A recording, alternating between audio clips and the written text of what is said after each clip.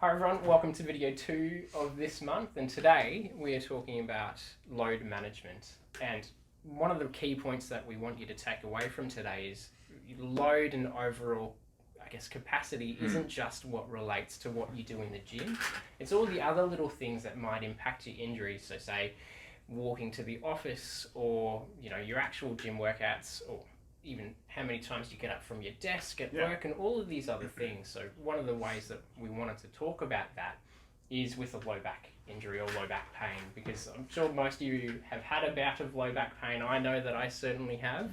And there's lots of different ways that an injury and load can impact that. And Matt, you were just telling me about a patient that you had earlier. Yeah, so we were kind of talking about low back pain, all the different tasks that annoy their back, that set their pain off. Major ones were walking, okay, and then following that, it was sitting after a period of time. There was obviously the normal bending down or leaning forward to pick things up, okay, and did various other times during the day it could hurt with other activities, but that was dependent on how annoyed the back was from those real specific ones that hurt it, sitting for a long time, walking for so far, or that forward bending. So in terms of load management, the first place that we go is we would say, okay, well, how long can you walk for? Yeah. In this case, 20 minutes was about the line in the sand where that pain started coming on. Sitting was a similar kind of deal, 20 to 30 minutes, it would start coming on. And then forward bending, they could bend once or twice with very minimal issues, but repeat that a couple of times in a row or a couple of times very quickly over a short time period, and things would start to aggravate as well. Yeah. So in terms of load management, we kind of have to look at things not just individually, not just walking, not just sitting, not just the forward bending, but how one relates to the other. So in terms of walking, if we walk for 20 minutes and your back's cranky, of course, if you go and do a forward bend straight away, which is another one of the aggravating activities, it's going to be annoyed straight away because it's already cranky from your walk.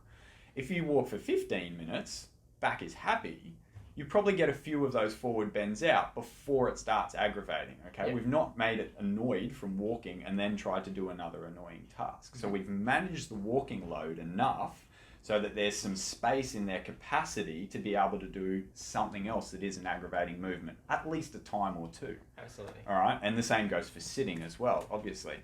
And that's the number one thing in terms of load management is how can we get you to continue doing tasks like walking, like sitting, like bending over, because we can't escape them entirely in everyday life. But how can we get you to keep doing those tasks, but in a way that doesn't make your back cranky, and then keep adding on, keep annoying it, keep making it, keep making it hurt more.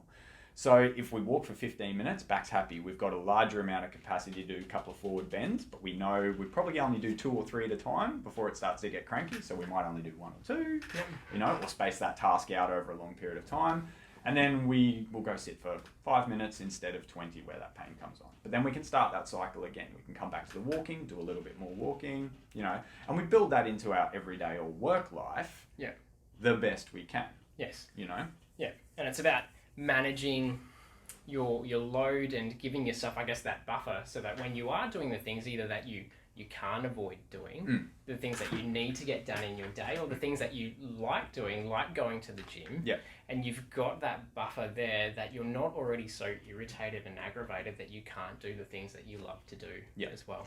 And then we use exercise to build that capacity after that. Yes. So it's inevitable that even though we're doing our best to apply good load management strategies, it's inevitable that at times it's going to be more cranky than other times. Yeah. It's just, that's life. But on those days where it's less cranky in particular, we've got a greater headroom, a greater buffer to be able to get some extra input from exercise. Yeah. Okay. And then we use those same strategies as we spoke about last video, particular movement, speed of movement, context, all those things, and we can get some extra work into the system to increase its ability to tolerate those movements and build our ability to then put up with everything else or deal with everything else in everyday life. Yeah. And it's that ongoing balance and give and take between all the different tasks that overall is what load management is. Yeah. Okay, and it's a very fluid process. It's never a 10 minutes this day, 15 minutes this way of these different tasks. No. It changes day to day, and it changes week to week, and Yeah. sometimes it changes when you're cranky versus happy, and all those kind of different things. Yeah. And I guess once we figure that out and we start to listen to our own body to a degree, we can better be in charge of that in our own everyday life. Yeah. Okay. Definitely. Yeah. I think as a side note though, we certainly don't encourage people to just avoid No. stuff either. No, in absolutely terms not. of listening to your body, it's not always about just staying away from stuff that hurts, because that's unhelpful. As we spoke about last video, if you Yes. just always stay away from what hurts, we lose ability to do certain things. Yeah.